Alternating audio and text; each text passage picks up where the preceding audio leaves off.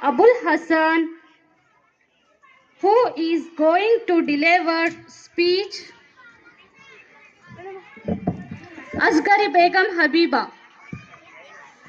अस्सलामुअलैकुम वरहमतुल्लाहि वबरकातुहू। मैं अबुल हसन मुल्ला असगरी बेगम हबीबा के मुतालिक चंद मालूमात पेश करना चाहता हूँ। आप सब गौर से सुने।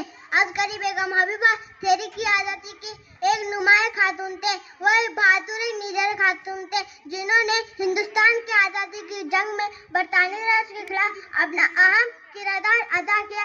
इनका ताल्लुक एक फौजी खानदान से था। बगावत के वक्त असगरी बेगम की उम्र 45 साल की थी। 1858 में अलैना तौर पर उन्होंने अगवा करके जिंदा जला दिया। जय हिंद।